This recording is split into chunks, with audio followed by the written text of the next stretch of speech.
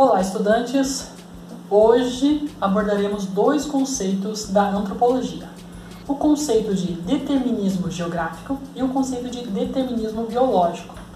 Para estudar esses conceitos, eu vou utilizar a leitura do livro Cultura, um conceito antropológico, do autor Roque de Barros Laraia. Bom, sobre o conceito de determinismo geográfico. No século XIX, acreditava-se que a diferença dos ambientes condicionava a cultura dos lugares. Isso quer dizer o quê? Que, dependendo do lugar onde a pessoa nasceu, se ela nasceu numa região montanhosa, ela teria uma cultura relacionada à montanha, ao seu ambiente físico. E se ela nasceu num lugar mais plano, ela teria uma cultura diferente, por quê? Porque ela estaria tentando resolver os problemas do ambiente físico plano.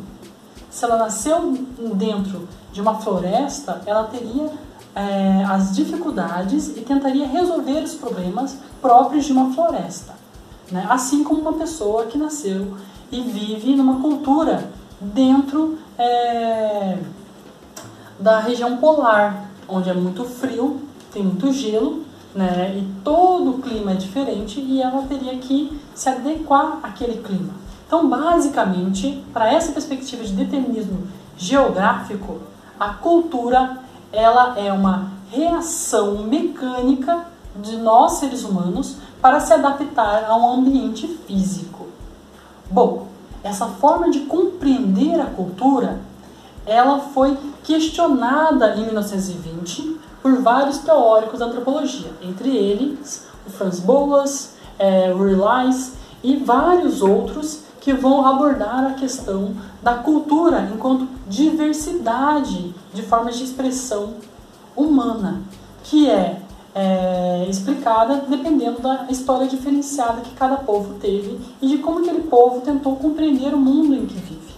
Bom, para entender essa questão, a gente pode pegar uma parte da leitura do livro, onde o Roque Laraia vai tentar mostrar ali como que dois povos diferentes vivendo na mesma região, no caso, os lapões e os esquimós, vivendo na mesma região polar, encontraram diferentes formas para viver nessa região e diferentes formas de práticas culturais e de culturas diferentes, mesmo vivendo no mesmo ambiente físico.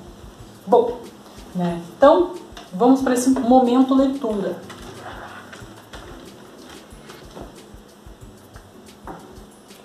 Os esquimós constroem suas casas, iglus, cortando blocos de neve e amontoando-se num formato de colmeia.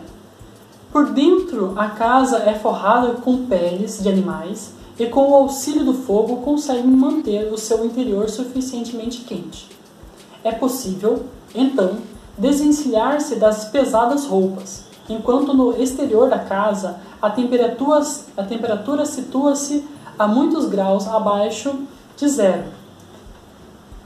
Quando deseja, o esquimó abandona a casa, tendo que carregar apenas os seus pertences e vai construir um novo retiro.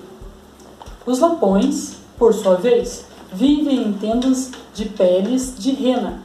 Quando desejam mudar os seus acampamentos, necessitam realizar um árduo trabalho que se inicia pelo desmonte, pela retirada do gelo que se acumula sobre as peles, pela secagem das mesmas e o seu transporte para o novo sítio.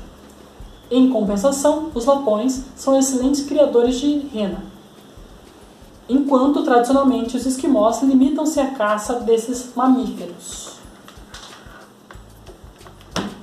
Observa-se que existe uma diferença cultural de viver no mundo entre os esquimós e os lapões, mesmo eles vivendo na região polar, mesmo que eles vivam em meio ao gelo, eles conseguem ter uma vida diferente e respostas diferentes às dificuldades daquele ambiente hostil. Enquanto os esquimós fazem iglus e têm uma forma típica de construção de casas, os lapões eles têm casas um pouco mais difíceis de construção, né, com pele, e isso muda a estratégia de vida de cada um desses povos, né? Enquanto os esquimós eles são caçadores, os lapões eles criam animais, né? Eles têm então essa forma de vida pastoril.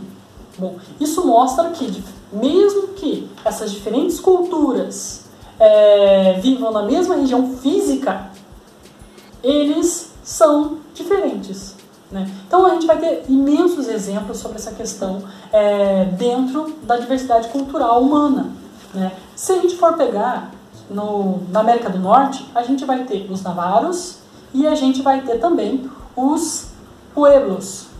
Os dois vivem na mesma região, contudo, os navaros, eles são muito mais de caça, de coleta, né? E agora, na atualidade, mais de pastoril. Enquanto os pueblos, eles são muito mais aldeões e eles fazem o plantio dos alimentos, né? São povos que vivem na mesma região, mas têm culturas diferentes. No Brasil, a gente tem os Kalapalo e os Caiabe, que vivem na mesma região, né, do Amazonas, mas os Kalapalos, eles, por questões religiosas do pajeísmo, eles não comem a carne de grandes animais mamíferos, né, como o porco do mato, né, e outros animais mamíferos da região do Amazonas. E a alimentação base dos Caiabe os animais mamíferos, né? Bom, observa-se que eles vivem na mesma região e eles têm culturas totalmente diferentes. Essa forma de entender a cultura fez com que hoje em dia a gente refute o determinismo geográfico. Não é a geografia que vai moldar a cultura, é a história daquele povo e como ele construiu a sua cultura ao longo dessa história. Bom, agora vamos abordar a questão do determinismo biológico. Acreditava-se também no século XIX que o que explicava a diversidade de culturas era uma questão biológica, genética, era a composição genética de cada um dos povos.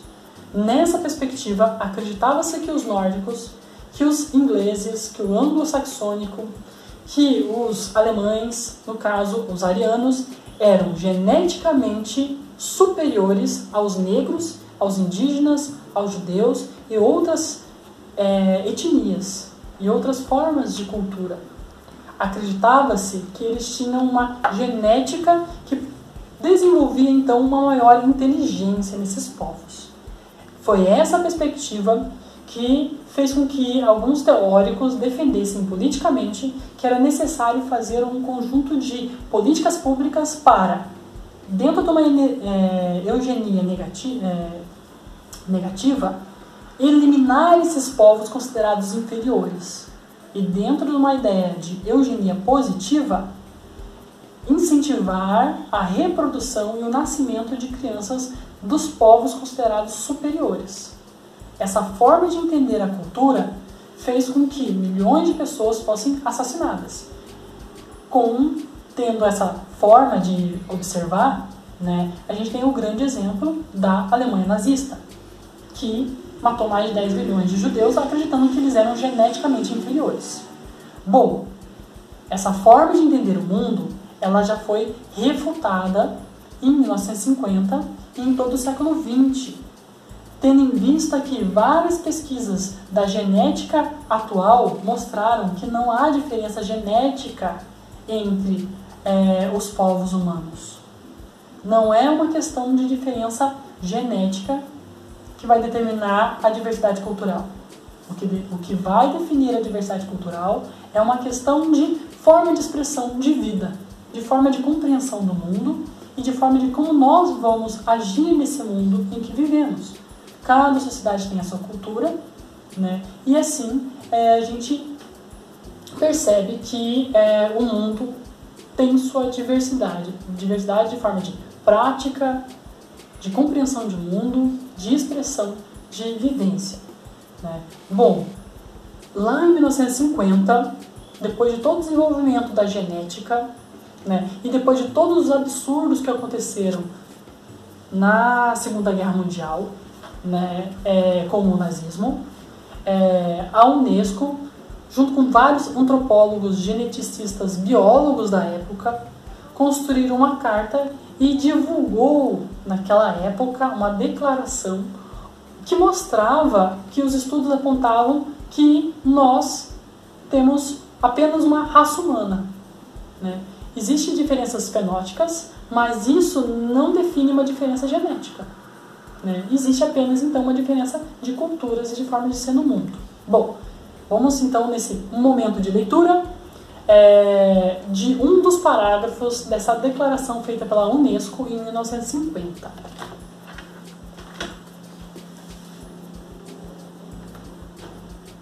Os dados científicos de que dispomos atualmente não confirmam a teoria segundo a qual as diferenças genéticas hereditárias constituíram um fator de importância primordial entre as causas das diferenças que se manifestam entre as culturas e as obras das civilizações dos diversos povos ou grupos étnicos.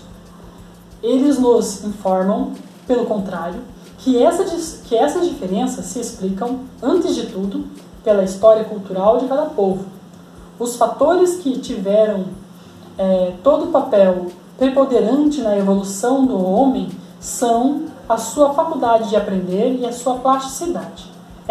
Esta dupla aptidão é o apanágio de todos os seres humanos. Ela constitui, de fato, uma das características específicas do homem sábio.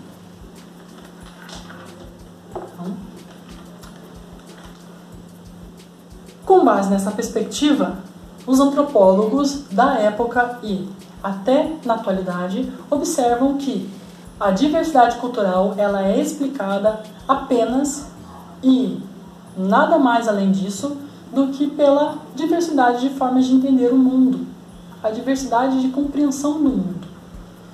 Para essa perspectiva, todos nós, seres humanos, nascemos com a capacidade de aprender e desenvolver a nossa cognição, a nossa inteligência.